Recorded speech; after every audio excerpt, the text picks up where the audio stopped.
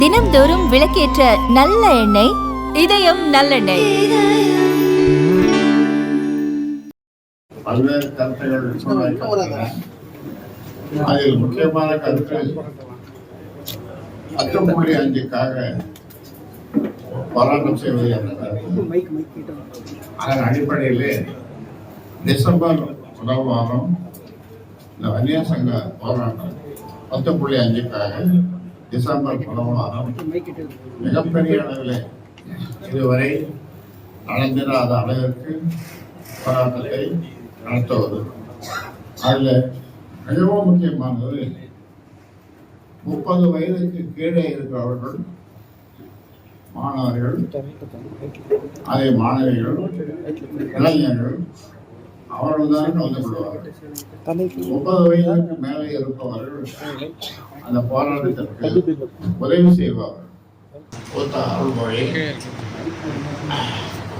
முன்னாள் சட்டமன்ற உறுப்பினர் திருக்கச்சூர் ஆறுமுகம், முன்னாள்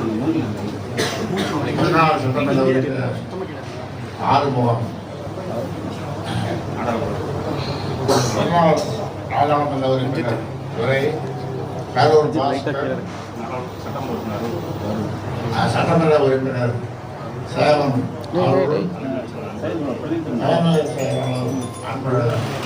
ஆகிய 7 பேர் போராட்ட குழு இவர்கள் கூடி எப்படிப்பட்ட போராட்டம் என்ன மாதிரி செய்யணுன்றத முடிவு செய்வார்கள். அதோட டிசம்பர் முதல் வாரம், அதாவது இன்னும் வேகமாக சொல்லணும்னா நாடே கிடுகிடிக்கிற அளவுக்கு போராட்டம் இருக்கணும். அது எப்படிப்பட்ட போராட்ட வடிவம் என்பதை இந்த குழு கூடி ஆலோசிக்கும். மாவட்ட தலைநகர் மட்டுமா இல்லை மாவட்ட தலைநகர் மட்டும்? மாவட்ட தலைநகர் போராட்டம். ஐயா, இப்போ தேர்தல் ஆணையத்தில் நம்ம சார்பாக அணுகிருக்கோம் ஐயா. தலைவர் போயிருக்கதா சொல்கிறாங்க, கௌரவ தலைவர். இது என்ன பொய் வச்சுட்டு பேசுறாங்க. அவங்களுடைய வேஷம் கலைந்து விட்டது, கலையப்போவது. அது பொய் சொன்னவங்க ஐயோ பொய் சொல்லிட்டுமேன்னு ஏங்க போறாங்க. அந்த அளவுக்கு வேலை நடந்துட்டு உண்மையான 56 ஓய்வின்றி உழைச்சி தரணும். ஆனால் இன்னைக்கு சில ஒரு கும்பல் பாட்டாளி மக்கள் கட்சி அப்படின்னு சொல்லிட்டு இருக்காங்க. அவருடைய வேஷம் நிச்சயமாக கலைஞரும் கலைக்கப்படும். நீங்கள் பார்த்தீங்க, நேற்றும் பார்த்தீங்க, இன்னைக்கும் பார்த்தீங்க. மாநில செயற்குழுவில் எவ்வளோ போட்டு கார் மட்டும் 8000 800 கார் அந்த ஒப்பேர் அந்த மண்டபத்தின் பக்கத்தில் பொதுக்குழுல 7000 8000 பேர் பொதுக்குழுல. அதே மாதிரி மகளிர் மாநாடு பூம்புகாரில் கட்டுக்கடகால கூட்டம். இப்படி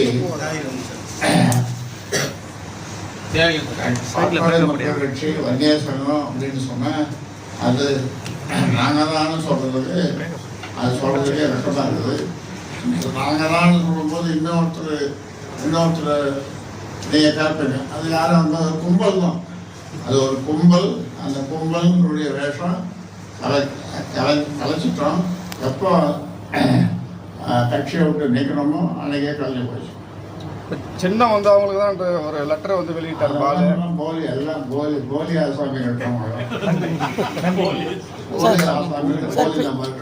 சார், பீகாரில் பாமக போட்டியிடுன்னு சொல்லி சொல்றாங்க அவங்க தரப்புல.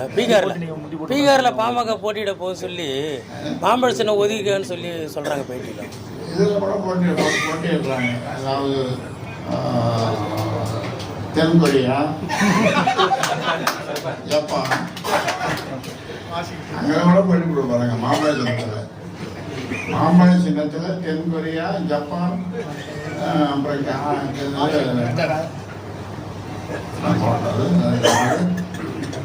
ஒரு விஷயம் செய்வதற்கு